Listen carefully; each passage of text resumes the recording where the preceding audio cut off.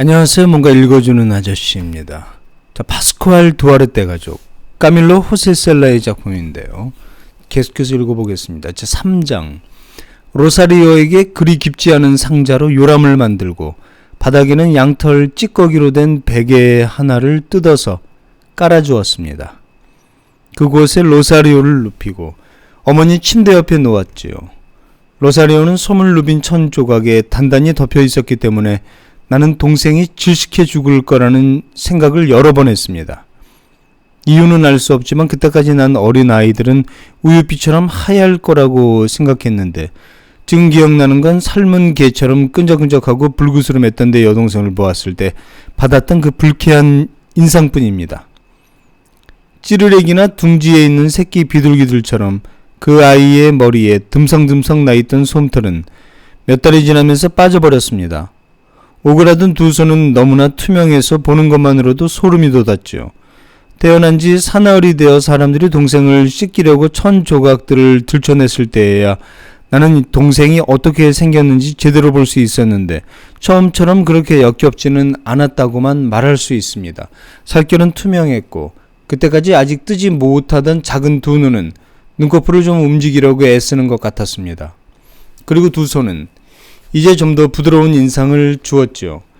앵그라시아 아주머니는 로즈메리 물로 동생을 잘 씻어주었습니다. 아주머니에겐 다른 일이라면 몰라도 불행한 이들을 돕는 것만큼은 재주가 있었죠.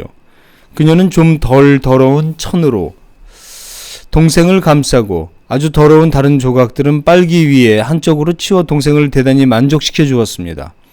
아기는 몇 시간이고 줄고 잠을 잤는데 하도 집이 조용해서 아무도 우리 집에서 아기가 태어났다는 사실을 알아차리지 못했을 겁니다. 아버지는 그 상자 옆 바닥에 앉아서 동생을 바라보며 몇 시간이고 있었는데 앵그라시아 아주머니 표현대로라면 아버지의 얼굴은 사랑에 빠진 남자의 얼굴이었습니다. 그런 아버지의 모습에 나는 하마터면 그의 진면목을 잊어버릴 뻔했고요. 그러고 나서 아버지는 일어서서 동네를 한 바퀴 돌러 나갔습니다. 그리고 우리가 아버지에 대해 까마득히 잊었을 때 다시 그와 마주치리라고는 전혀 생각지 못할 시간에 나타나 그 상자 옆에서 부드러운 얼굴로 온화한 시선을 보냈는데 그를 모르는 사람이 그 모습을 보았더라면 성 로케가 앞에 있는 걸로 착각했을 겁니다. 로사리오는 말라깽이에다가 계속 약골로 자랐습니다. 어머니의 그 빈약한 가슴에서 뭘 짜먹을 수 있었겠습니까? 태어나서 얼마 동안은 아주 아슬아슬했는데 죽을 고비를 넘긴 게 두세 번은 되는 것 같습니다. 아버지는 동생이 비실비실한 것을 언짢아 했는데 그 모든 걸 목구멍에 술을 퍼부어 해결하려 했기에 어머니와 나는 한동안 힘든 시간을 견뎌내야 했지요. 그때는 하도 견디기 어려워 과거를 그리워했고 이 이상 힘들 수는 없다고 생각했습니다. 있을 때는 그렇게 증오하다가도 나중에 없어지면 그걸 그리워하는 건 인간의 불가사의한 것이겠죠. 출산 전보다 건강이 더 나빠진 어머니도 심하게 매질을 당했습니다. 비록 나를 잡는 것이 쉽지 않았지만 아버지는 나와 마주치면 구두코로 아무렇게나 걷어차서 똥꼬 부분에서 피가 난 적도 있습니다. 또 낙인이 찍힌 것처럼 갈비뼈에 자국이 난 적도 있었죠. 동생은 차츰 좋아졌고 사람들이 어머니에게 먹였던 적포도주 수프로 원기를 회복했습니다. 천성적으로 영리한 아이였고 또 시간도 그냥 흐르는 것이 아니라서 걷는 것은 좀 늦었지만 말은 참 일찍 배웠습니다. 동생은 말도 잘해서 재롱을 떨며 우리 모두의 넋이 나가게 만들었죠.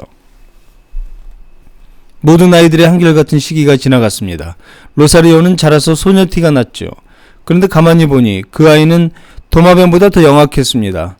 우리 식구들 중에는 자신에게 주어진 일에 골통을 제대로 굴리는 이가 아무도 없었기 때문에 동생은 곧 집에서 여왕처럼 행세했고 자기가 하고 싶은 대로 우리를 갖고 놀았습니다. 그녀의 천성이 착했더라면 대단한 선행들을 많이 했을 겁니다. 하지만 하나님께서는 우리들 중 어느 누구도 선의를 가짐으로써 튀는 걸 원치 않으셨기에 다른 쪽으로 용도를 바꾸셨죠. 그래서 우리는 곧 동생이 바보는 아니지만 차라리 바보였다면 더 좋았을 거라는 사실을 알게 되었습니다. 그 아이는 좋은 일에만 빼고 모든 일에 쓸모가 있었지요. 집시 노파처럼 말을 그럴싸하게 하고 재치가 있었으며 도둑질도 했고 아주 어려서부터 술을 좋아한 데다 노파의 뚜쟁이 노릇까지 했는데 아무도 동생을 선도하는 일에 신경 쓰지 않자 누구도 그 애가 자기 영리함을 선한 일에 사용하도록 하지 않았지요. 상황은 더 심각해졌습니다. 그 계집아이는 14살이던 어느 날 우리 판잣집에서 그나마 쓸만한 것을 훔쳐서 친구 엘비라의 집에 있는 트루히오로 가버렸습니다. 동생이 가출한 뒤로 우리 집이 어떠했을지는 아마 선생님께서도 짐작이 될 겁니다. 아버지는 어머니 탓을 했고 어머니는 아버지 탓을 했죠. 로사리오가 없다는 사실을 가장 실감한 건 아버지가 난동을 부렸기 때문입니다. 전에 다 같이 살 때는 동생이 없을 때만 그랬는데 이제 그 애가 눈앞에 보이지 않자 아버지는 시도 때도 없이 깽판을 쳤거든요. 난폭한 꼴통으로 별로 당할 자가 없었던 아버지가 로사리오의 말에 고분고분했다는 사실은 지금 생각해도 신기한 일이었습니다. 아버지의 화를 푸는 데는 로사리오의 눈길 한 번이면 충분했거든요. 단지 그 애가 그 자리에 있다는 이유로 우리가 덜 맞은 적이 한두 번이 아니었습니다. 연약한 계집아이가 그 우람한 덩치를 꼼짝 못하게 했다고 누가 상상이나 할 수 있겠어요. 동생은 트루히오에서 5달까지 버티다가 열병에 걸려 반죽음 상태로 집에 돌아와서는 1년 가까이 자리에 누워 있었습니다. 악령의 지배를 받는 열병이 동생을 거의 송장으로 만들어버리자 아버지는 그는 주정뱅이의 시비꾼이었지만 기독교인이었고 또 교리에도 충실했습니다. 동생에게 성체를 받게 하고 마지막 여행을 준비시켰습니다. 그 병은 다른 병처럼 진폭이 있어서 동생은 낮에는 살아날 듯 하다가도 밤이면 죽을 것 같았습니다.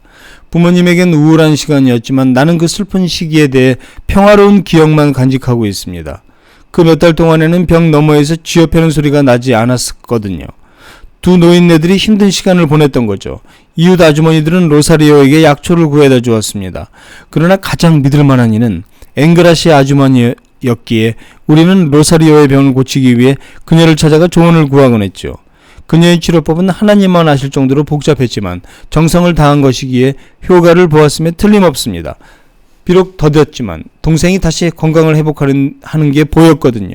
옛말에 따르면 나쁜 풀은 죽지 않는 법이지요. 내 말뜻은 로사리오가 나쁘다는 게 아닙니다. 비록 그 애가 자신이 착하다는 걸 증명하기 위해 불 속에 손을 넣지는 않겠지만 말입니다. 확실한 건 앵그라시아 아주머니가 처방했던 탕약을 마신 후로는 시간이 흘러 로사리오의 건강이 회복되기를 기다리기만 하면 됐다는 거죠. 건강과 함께 영악함과 오만함도 회복됐지만 말입니다. 동생이 건강을 회복해서 부모님에게 이들은 딸내미에 대한 걱정에서만 의견일치를 보았지요. 기쁨이 돌아오자마자 그 불려우 같은 년은 다시 가난한 집에서 모은 돈 지갑을 인정사정 없이 훔쳐가 버렸습니다. 그녀는 또다시 온다 간다 말도 없이 도망가 버렸는데 이번에는 알멘드랄레호로 가는 길에 있는 니에베스라 마드릴레냐의 집으로 가 머물렀지요. 확실한 건 내가 확실하다고 생각한 건 인간 말정에게도 일말의 양심은 늘 남아있다는 겁니다. 왜냐하면 로사리오는 우리를 완전히 잊지 않고 성탄절이나 우리 각자의 이름에 해당하는 성자의 날에 조끼 같은 것을 보내왔기 때문이죠. 비록 너무 꽉 껴서 밥을 많이 먹은 채로 꼬르셋을 입은 것 같았지만 그래도 기특했습니다. 차려입고 다니는 것에 신경을 많이 쓰긴 했어도 그의 생활 역시 풍족하진 않았을 테니까요. 그 애는 알멘드랄레호에서 자신을 망쳐놓을 사내놈 하나를 알게 되었습니다. 로사리오는 몸을 망친 게 아니라 그 즈음엔 이미 그쪽으로 다 망가져 있었을 겁니다. 주머니를 망쳐버렸죠. 아마 이미 몸을 버렸으면 주머니라도 조심해야 했는데 말입니다. 그 작자의 이름은 파코 로페스였는데 싸가지라는 나쁜 별명도 있었습니다. 나도 녀석이 잘생겼다는 건 인정할 수밖에 없습니다. 비록 사팔뜨기처럼 시선 처리가 확실하지 않았지만 말입니다.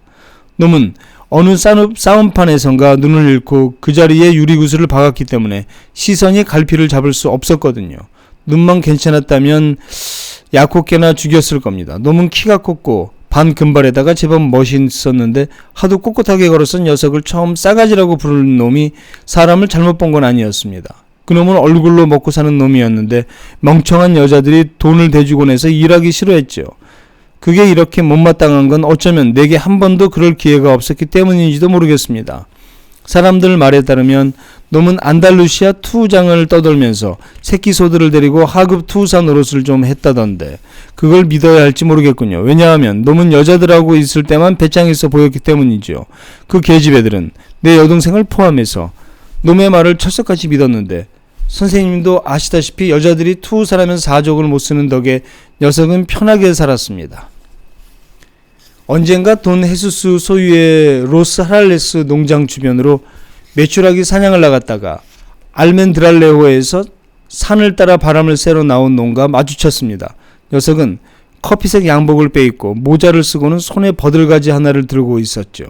우리는 서로 인사를 나누었는데 그 교활한 놈은 내가 동생 안부를 묻지 않자 내 입에서 그 말을 끄집어내고 싶어 했습니다. 나는 그냥 버티고 서 있었죠. 놈은 내가 기 죽었는 걸 눈치챘음에 틀림없습니다. 왜냐하면 우리가 별 용건 없이 헤어지려 할 때 갑자기 마지 못한 듯 내게 말했거든요. 그런데 로사리오는 자네가 더 잘 알 텐데 내가? 저런, 자네가 모르면 누가 알겠는가? 내가 그걸 알아야 할 이유라도 있는가? 놈이 그 말을 하도 진지하게 해서 누구라도 그놈이 평생 단 한 번도 거짓말을 한 적이 없을 거라고 생각했을 겁니다. 선생님도 일이 어떻게 돌아가는지 아시니까 말인데 나는 그 자식과 로사리오에 대해 이야기하는 것이 불쾌했습니다. 놈은 막대기로 백리양풀을 툭툭 치고 있었죠. 그래, 좋아. 자네가 알고 싶다면 그녀는 잘 있다네. 그걸 알고 싶었던 게 아닌가? 이봐, 싸가지. 내 말 좀 들어보게. 난 사내다운 놈이라서 입이나 나불거리면 다니지는 않는다네. 그러니 날 건드리지 말라. 날 건드리지 말라고. 누가 자네를 건드린다고 그래? 건드릴 건덕지도 없는 것 같은데 말이야. 그런데 로사리오에 대해 알고 싶은 게 뭔가? 로사리오가 자네와 무슨 상관이 있단 말이냐고. 자네 동생이라서 그러나? 좋아. 그런데 그래서 뭐 어쨌다는 거야? 그녀는 내 애인이기도 하지. 말하자면 말이야. 말로는 못 당할 놈이지만 만일 주먹을 썼다면 죽은 조상님들을 걸고 선생님에게 맹세하건대 놈이 내 머리털을 하늘 건드리기도 전에 놈을 죽여버렸을 겁니다. 나는 냉정해지려고 했죠. 왜냐하면 나 스스로가 내 성질을 알고 있었고 또 사내 때 사내의 싸움에서 한쪽은 총을 들고 다른 쪽은 아무것도 없이 싸우는 건 좋지 않으니까요. 이봐, 싸가지. 우리 서로 입을 다무는 게 좋겠네. 그 애가 자네 애인이라고? 좋아. 그럼 그렇게 하게나. 그게 나와 무슨 상관이란 말인가? 싸가지가 웃었습니다. 싸움을 원하는 것 같았죠. 내 말 알아듣겠는가? 뭘 말인가? 만일 자네가 내 동생의 애인이었다면 난 벌써 자네를 죽였을 거야. 그날 내가 참느라 병이 났었던 건 하나님만 아시죠. 왜 그랬는지는 모르겠지만 그때는 그놈과 말하기 싫었습니다. 나는 누군가 내게 그런 식으로 말하는 것에 적응되질 않았지요. 마을에서는 그놈 절반만큼도 내게 함부로 말하는 사람이 없었거든요. 다음번에도 이렇게 한 바퀴 돌다가 자네를 만나면 장날 시장 바닥에서 내가 죽여주지. 허풍 떨기는 칼로 벌집을 만들어주지. 이봐, 싸가지. 이 자식을 그냥. 그날 내 옆구리에 가시가 하나 박혔는데 지금까지도 그 자리에 있습니다. 왜 그때 가시를 빼지 않았는지 지금까지도 모르겠군요. 시간이 흘러 다른 종류의 열병에 걸린 동생이 치료차 우리와 함께 살았을 때 그녀는 내게 그 뒷얘기를 해주었습니다. 그날 밤 로사리오를 보러 니에베스의 집에 간 싸가지는 그 애를 따로 불러냈다더군요. 네 오빠 녀석은 사내작식도 아니고 족도 아닌 걸 알고 있나? 사람 소리만 들려도 몸을 웅크리는 토끼 새끼 같던데 동생은 내 편을 들려고 했지만 별 소용이 없었답니다. 그놈이 이긴 거죠. 그 자식은 나를 이긴 셈인데 내가 내 방식대로 싸우지 않아 패했던 유일한 싸움이었죠. 이봐, 이쁜이. 다른 얘기 좀 할까? 돈은 얼마나 있지? 8페세타. 그게 다야? 그것뿐이야. 뭘 원하는데? 경기가 좋지 않다고. 그 싸가지는 실증이 날 때까지 버드나무 지팡이로 동생의 뒷밤을 번갈아가며 후려쳤답니다. 그러고 나서 네 오빠 녀석은 사내작식도 아니고 족도 아닌 걸 알고 있나? 하고 말했습니다. 동생은 내게 자신의 안전을 위해서 마을에 남아달라고 사정했습니다. 옆구리 가시가 이리저리 돌아다니는 것 같았습니다. 왜 그때 그 가시를 빼지 않았는지 지금까지도 모르겠군요. 자, 여기까지 파스쿠알 두아르테 가족 카밀 호세 셀라, 뭔가 읽어주는 아저씨였습니다. 감사합니다.